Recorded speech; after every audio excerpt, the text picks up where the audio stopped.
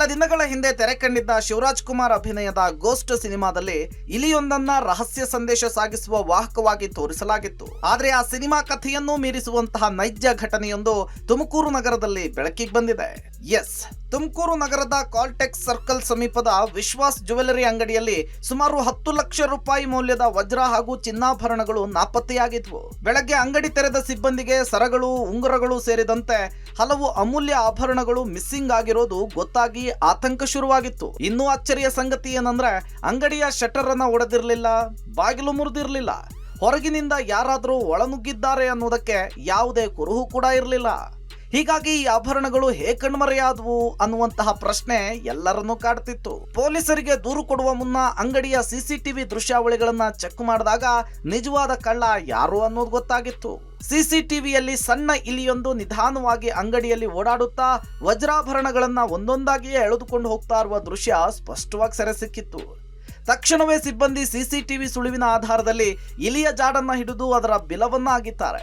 ಆಗ ಅಲ್ಲಿ ಕಂಡ ದೃಶ್ಯ ಎಲ್ಲರನ್ನೂ ಕೂಡ ಅಚ್ಚರಿಗೊಳಿಸಿತ್ತು. ಇಲಿಯ ಬಿಲದೊಳಗೆ ಸುಮಾರು 10 ಲಕ್ಷ ರೂಪಾಯಿ ಮೌಲ್ಯದ ವಜ್ರಾಭರಣಗಳು ಸುರಕ್ಷಿತವಾಗಿ ಪತ್ತೆಯಾಗಿದ್ವು. ಬಿಲದಿಂದ 10 ಉಂಗುರಗಳು, 3 ಸರಗಳು ಸೇರಿದಂತೆ ಹಲವು ಅಮೂಲ್ಯ ಆಭರಣಗಳನ್ನ ವಶಪಡಿಸಿಕೊಳ್ಳಲಾಯಿತು. ಕಳೆದು ಹೋಗಿದ್ದ ಎಲ್ಲಾ ಆಭರಣಗಳು ಮರಳಿ ಸಿಕ್ಕ ಬೆನ್ನಲ್ಲೇ ಜ್ಯುವೆಲರಿ ಅಂಗಡಿ ಮಾಲೀಕರು ಹಾಗೂ ಸಿಬ್ಬಂದಿ ನಿಟ್ಟುಸಿರನ್ನ ಬಿಟ್ಟಿದ್ದಾರೆ.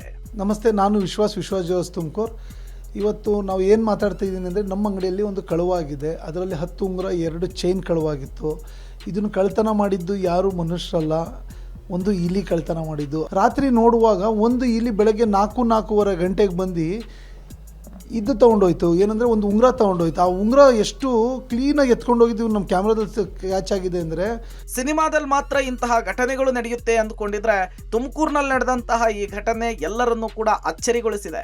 ಕ್ಯಾಮ್ರಾದಲ್ಲಿ ಕಾಣಿಸ್ತು ನಮಗೆ ಅಲ್ಲೊಂದು ಚೈನು, ಉಂಗುರ ಅದೆಲ್ಲ ಇರೋದು. ಸೊ ಅದನ್ನು ಒಂದು ಸ್ವಲ್ಪ ದೊಡ್ಡದಾಗಿ ಕಟ್ ಮಾಡಿ ಕೈ ಹೋಗಂಗೆ ಮಾಡಿ ಒಂದು ತಂತಿ ಹಿಡ್ಕೊಂಡು ಆ ಚೈನು, ಉಂಗುರ ಎಲ್ಲ ಎಳ್ಕೊಂಡು ಅದರಲ್ಲಿ ಹೋಗಿದ್ದು ಬರೀ ಟ್ಯಾಗ್ಸು. ಇಲ್ಲಿ ಅದ್ರ ಹೊಟ್ಟೆಪಾಡಿಗೋಸ್ಕರ ಟ್ಯಾಗಲ್ಲಿರೋ ಇದನ್ನ ತಿನ್ನಕ್ಕೆ ಹೋಗಿ ನಮ್ಮ ಉಂಗುರಗಳೆಲ್ಲ ಎಳ್ಕೊಂಡೋಗಿ ಅಲ್ಲಿ ನಿಲ್ಸ್ಕೊಂಡಿದ್ವು.